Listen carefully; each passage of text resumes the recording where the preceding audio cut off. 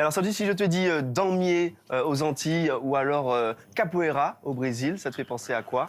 De la danse. La danse, exactement, Ouais. hérité de l'esclavage. Et nous, on va s'intéresser au moringue, cet art martial traditionnel, hérité de la même période de l'esclavage. Chani le pratique et c'est même devenu un véritable mode de vie. Il transmet aujourd'hui sa passion à ses propres enfants. Na cultive nous cas, na son nous bas. C'est bas. Moi, c'est Chani Arzeux, j'ai 37 ans. Je suis danseur professionnel et professeur de danse moringue. Nous sommes au Moringodrome de Villèle, l'un des premiers moringodromes de l'île.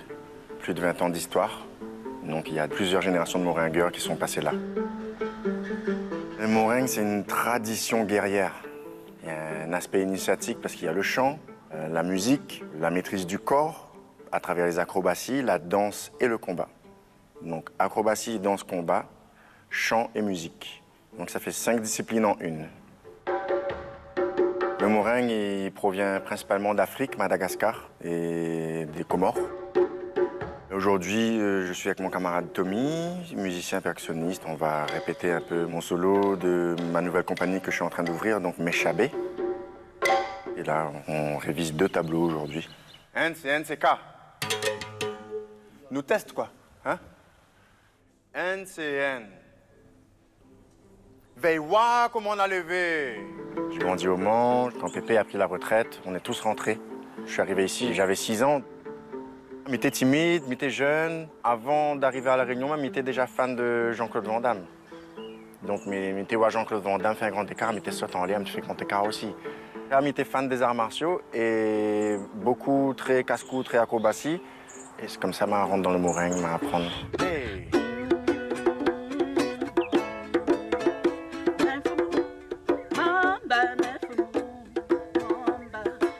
Nous sommes toujours dans les Hauts-Saint-Paul. Et ben là, je suis avec ma mère, Flora, Ayanka, ma fille, et Léa, ma nièce.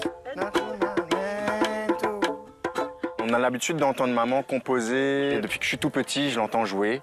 De temps en temps, on l'accompagne, que ce soit à la percussion ou à la voix.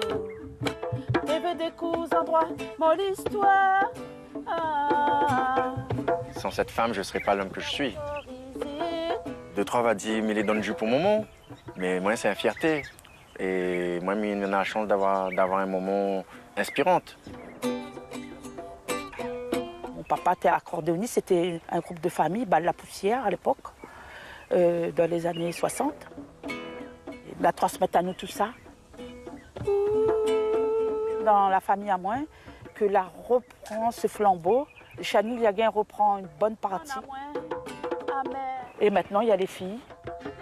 On nous apprend plaisir à retrouver tout ce patrimoine que nous avions perdu un temps, le temps d'aller en métropole. Aujourd'hui, on est à Saint-Denis, Jardin de l'État. Je vais jouer, on a une prestation de Maloya avec le groupe L'Âme la Mer. Donc je joue du sati et je joue du bob. Le bob qui était un peu en perdition et aujourd'hui il revient dans la tradition rayonnaise, il revient en force.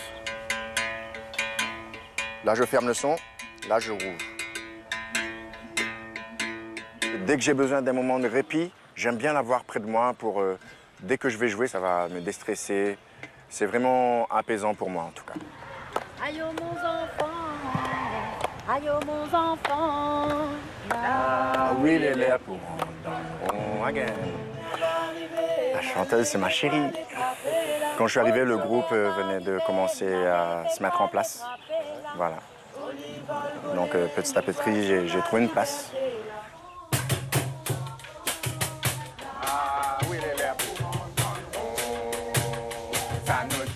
En tant que danseur, on a une autre approche de la musique et on a le sens du rythme. Ça m'apporte ce côté traditionnel qui me fait dire je suis à ma place. Grand mais assise en 7, la Dananou Maloya, la Dananou Moringue. Mais il est bien, mais il est fier de ce que il est, de ce que il représente. Mais il est épanoui en tant que papa aussi, de voir que mon enfant, il suit les bons côtés de son papa.